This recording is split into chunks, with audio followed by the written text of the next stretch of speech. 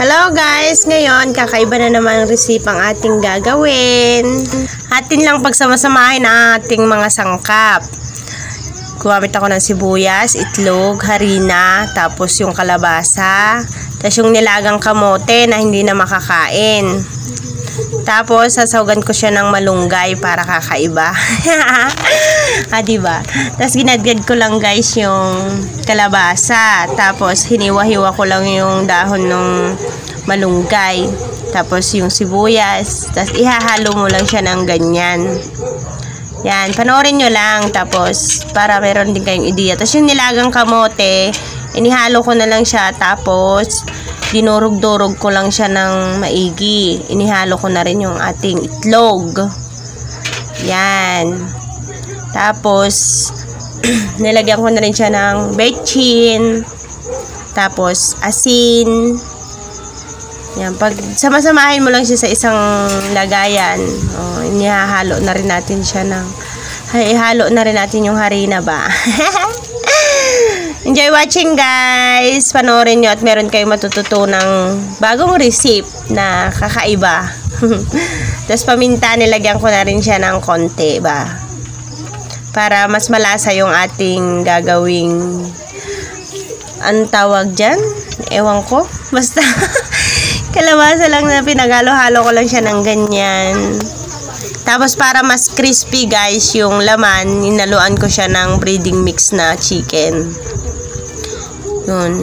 Gawin nyo na lang din. Tapos, yan, sundan nyo na lang ang aking ginagawa. Pwede rin naman siyang press na kamote. Gadgarin nyo lang. Ayan na nga. Simulan na natin siyang magprito. Ano siya guys? Ano ba to? Malapot. Malapot yung pagkagagawa ko. Pero pwede rin namang malabnaw yung inyong gagawin. Pero mas maganda yung medyo malapot-lapot para ano siya, may katigasan ba yung ating ginagawa. Hindi ko alam kung anong tawag din nyo dyan. Basta ginagawan ko na lang kasi ng paraan kung ano na lang yung makita ko sa kusina ba. O yan, magki-crispy siya ng ganyan. O pag gawin nyo siyang golden brown. Wow, yummy! Masarap siya. Mas masarap pa siya sa fishball. Promise. Gawin nyo guys. Yan. Di ba? Masustansya pa yan. Kasi mga gulay-gulay lang na pinaghalo-halo ko. Tapos yan, tumunaw lang ako ng cornstarch. Tapos yung bawang sibuyas. Gawa naman tayo ngayon ng sauce. Yan, igigisa mo lang yung bawang sibuyas. Yan yung sauce din ng fishball kikiam na ginagawa nila. Ihalo mo na yung cornstarch sa tinunaw, tapos lagyan mo siya ng toyo. Dapat mga tansyado nyo guys. Ako kasi tansyado ko na kaya hindi ko na siya tinatakal-takal. Suka, tapos paminta.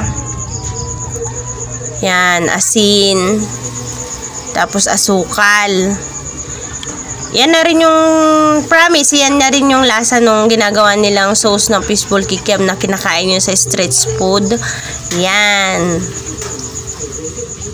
Palalaputin mo lang siya ng ganyan. Wow, ang sarap na guys. Yummy, yummy talaga. Pwede siyang pang ulam, pwede rin siyang pang merienda. O yan, tuwang-tuwa rin na aking chikiting. Basta't ganyan ang mga piniluluto ko. Gustong-gusto ng mga bata. Dami nilang nakakain ba. Thank you for watching guys. Subscribe to my channel.